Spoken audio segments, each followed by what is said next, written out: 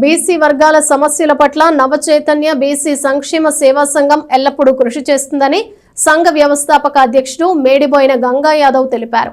తెనాలి పట్టణ నూతన కమిటీని ఎంపిక చేసిన నియామక పత్రాలను అందజేశారు. స్థానిక రైల్వే స్టేషన్ రోడ్లోని బృందావన్ హోటల్లో బుధవారం నిర్వహించిన కార్యక్రమంలో నవచైతన్య బీసీ సంక్షేమ సేవా సంఘం నాయకులు పాల్గొన్నారు. సంఘ వ్యవస్థాపక అధ్యక్షుడు మేడిబోయిన గంగా యాదవ్ ఆధ్వర్యంలో తెనాలి పట్టణ నూతన కమిటీని ఎన్నుకున్నారు.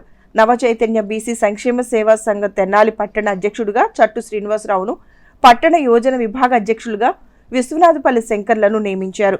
వారికి నియామక పత్రాలను అందజేశారు. బడుగు బలహీన వర్గాల అభ్యున్నతికి, వారి సమస్యల పరిష్కారానికి నవచైతన్య బీసీ సంక్షేమ సేవా సంఘం కృషి చేస్తుందని మేడిబోయిన గంగా యాదవ్ తెలియజేశారు. ముందు తన సంఘం తరపున అనేక సేవా కార్యక్రమాలు నిర్వహించబోతున్నట్లు ప్రకటించారు. రాష్ట్ర వ్యాప్తంగా కమిటీలు ఏర్పాట్లు చేస్తున్నట్లు ఆయన తెలియజేశారు.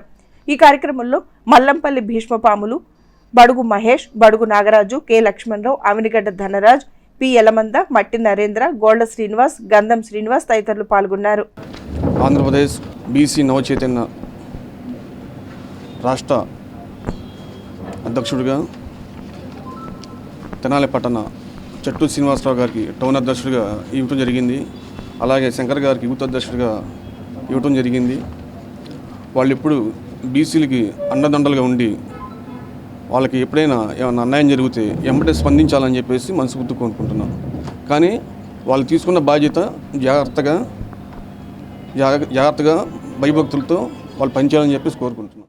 ఆంధ్రప్రదేశ్ నవచైతన్య బీసీ సంక్షేమ సేవా సంఘం వ్యవస్థాపక అధ్యక్షులు శ్రీ మేడిబోయిన గంగా గారిచే ఈరోజు 26/6/2004 నుండి తెనాలి పట్టణ నవచైతన్య బీసీ సంక్షేమ సేవా సంఘం అధ్యక్షునిగా శ్రీ చట్టు శ్రీనివాసరావు నేను ఈ ఉత్తరము జారీ చేసి నియామక పత్రం అందజేయడం జరిగింది. పదవి కాలం 2 సంవత్సరాలు.